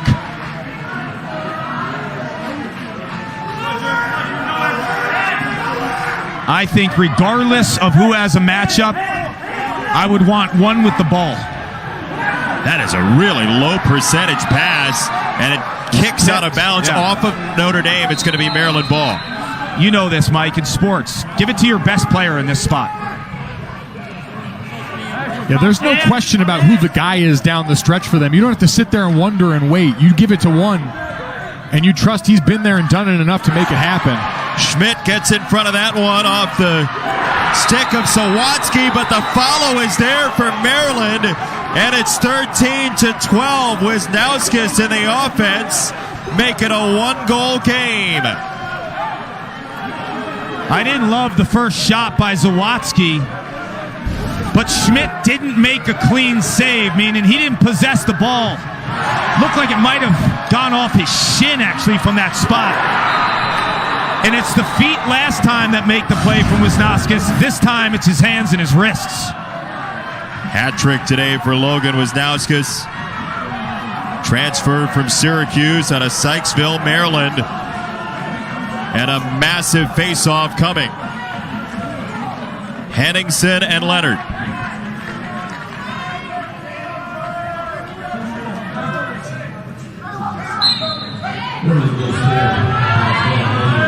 They clamp. Henningsen wins it. Henningsen had it pried free from behind by the man he just beat. And toward the end line it goes, and Maryland's going to take a timeout. Maryland keeps possession. Henningsen against Leonard has been an absolute battle, and timeout John Tillman. What an amazing save by Wisnauskas. I mean, this is unbelievable. You'll remember that save, Mike Gold Jr. I know exactly where you're going.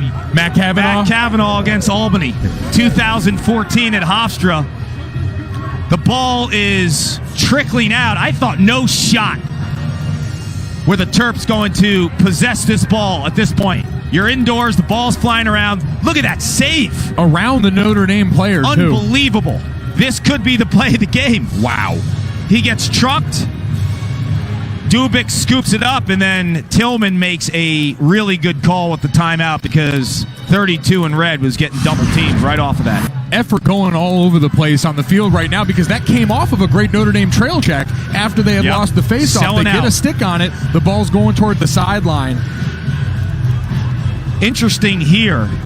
We've seen Notre Dame in critical spots off of timeouts come out in a zone. Yep. Because I think the chess match of Jerry Byrne defensively and then J.L. Reppert and John Tillman running this offense, what are they putting together? We'll find out. Let's see for now who had their skin in the game today, presented by Old Spice, and it's absolutely Brendan Gleason. The toughness after the injury for Brendan Gleason. See, getting it there on the doorstep, getting the Irish a great goal, getting his hands free, coming around to the front of the cage. And then we mentioned going down, Bernhardt into his lower leg off a great effort by Maryland star. But then Gleason coming back from that, and right before that goal there was the one in transition. He gets the ball off a tough ground ball, buries it in the back of the net, and really jumpstarts this Notre Dame offense again. I'm a senior. Give me the ball. Let me take over. He has. See what the defense has in store. Maryland out of the timeout. A one-goal game. Bernhardt in a hurry. Oh, see, he had the short stick. He should have stayed with the ball there. Shantz had to defend Bernhardt, 20 in white with a shorty. Now it looks like they're dropping into potentially some zone here. You better be quick to slide right now. Bernhardt with shots. Bernhardt loses him. Double comes. Snyder out front, and Schmidt is there. What a ground ball.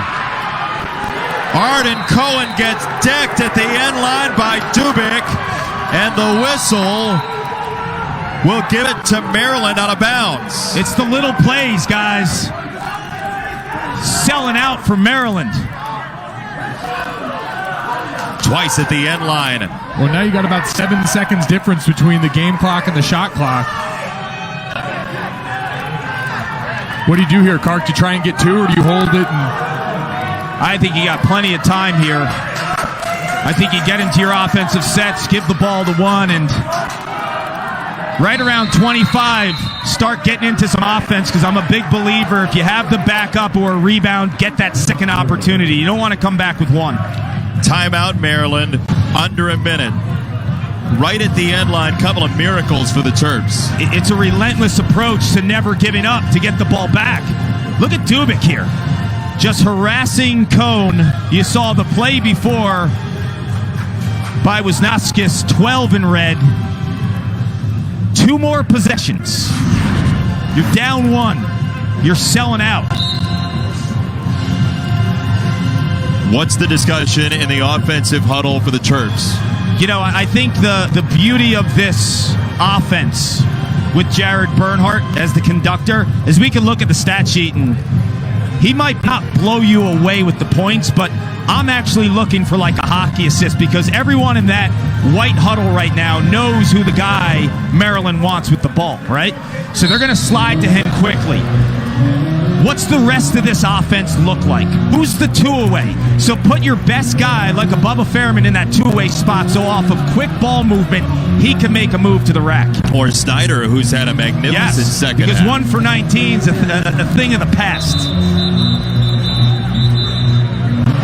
Well, Mike Golick Jr., you call yourself a fanalist. It's more fan right now. I am living through this with everyone else in this building right now. We've talked about the energy. We can feel it up here. And down the stretch of this game, the ability to poise. That's the word that's been brought up over and over again for these guys right now. You see the fight. You see the want to. You see the carnage down by the end line here. There's Bubba. He's been in big spots before. 2 goals, 2 assists for Jared Bernhardt, but ignore the numbers in the production. It's his presence on the field and his ability to get the defense to rotate. Bubba Fairman, you were talking about the sophomore midi. Maryland down 1 goal at 5-0.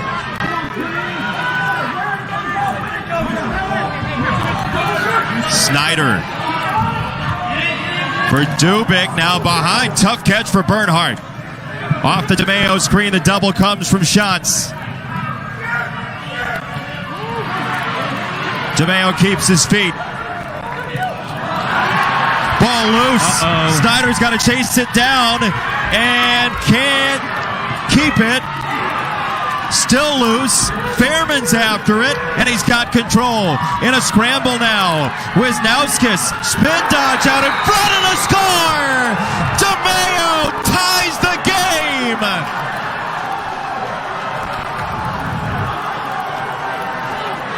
Unbelievable.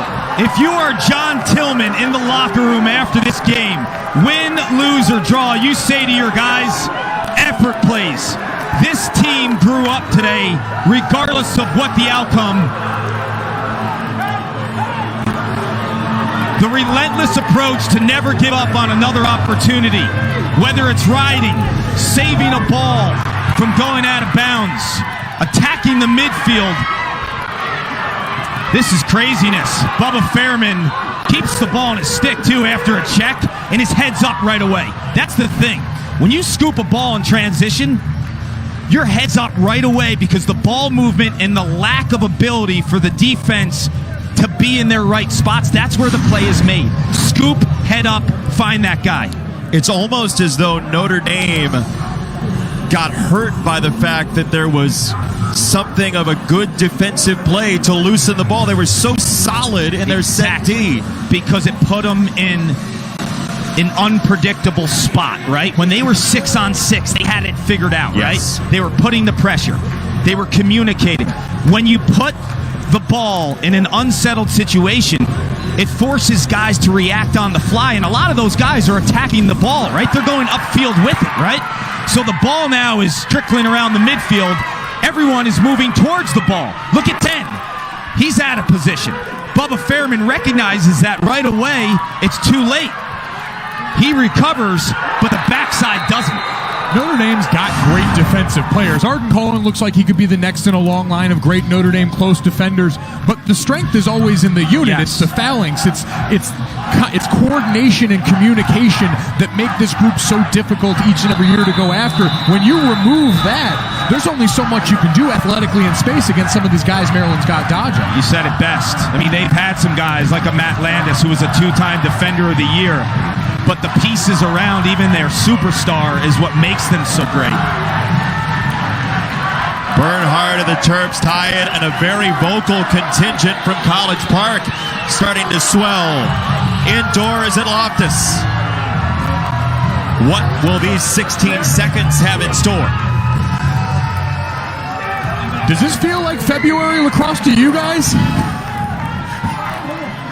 And when I say February, I mean March, because I can read a calendar. Certainly does not feel like February. Off we go. Leonard. Wow. With 10. Leonard has goal eyes. Leonard. No!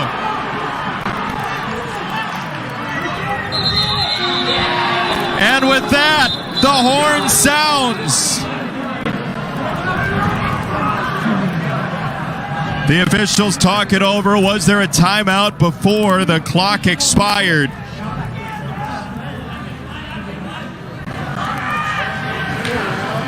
Time expired. We're gonna have overtime. Sudden victory. 2-4. Hold. 30 seconds. That will be Notre Dame's ball in the far right corner.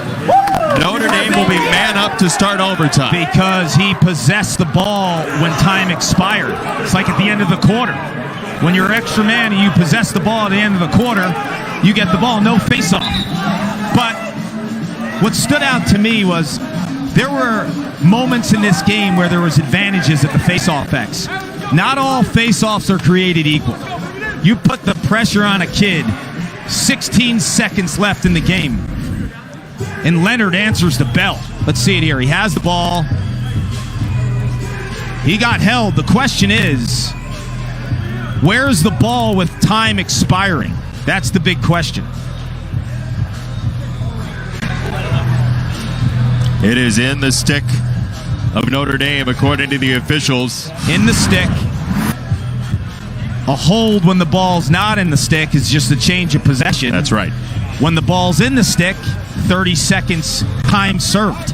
So with no face-off too. So if there was 1 second left, it would be a total game changer. Be facing off. You know, Notre Dame would still be extra man, but they'd have to win the face-off to get to extra man. So when that penalty happened was huge for Notre Dame. Faceoffs are 20-10 in favor of Maryland. You dodge a faceoff, it's a big win for Notre Dame. We're going to take one look before we go to overtime at what happened. 10. Leonard has goal eyes. Leonard, no!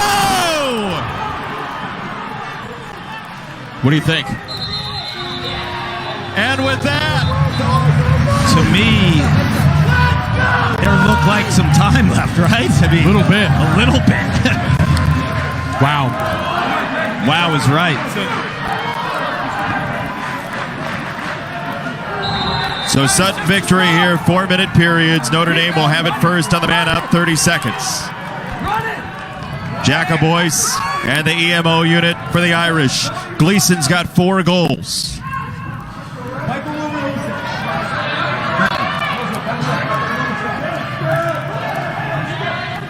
More than halfway through the man up. Nothing for Notre Dame and Willits. Costabile turns it aside. Willits too high. No, they're not released yet. They're still in. And a backup for Notre Dame. Should be 1 second left on the EMO. There's some discussion of whether or not the penalty was released. Is it too many men? Will they blow that whistle? So the game clock says 3:30. The shot clock says 51. The question is, Give me 50 on the shot clock. Should read 50. the answer is that. Should read 50. Quick, Penalty is released. Away we go. Back even. Can this Maryland defense bow up one more time?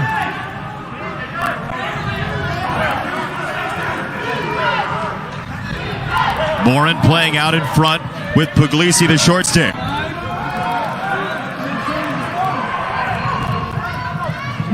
Double comes.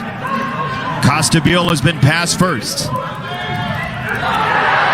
And a meeting out front. Jacobois gives it away. Shot clock down to 18 for Notre Dame. Gleason in a hurry.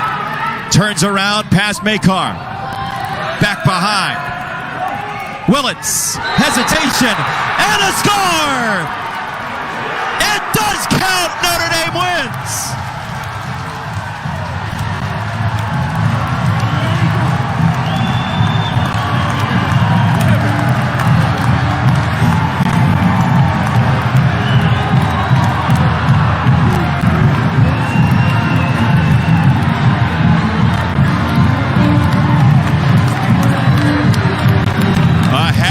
Newly shorn head coach for Notre Dame, Kevin Corrigan, off the hesitation from Willits to finish the deal. The calendar turns to March, and this will be, when we look back at the season, one of the great games of 2019, and credit Brian Willits, who played a fantastic game this afternoon. We saw him on the high crease. We saw him coming from behind, but no goal has the junior scored in his career bigger than that one.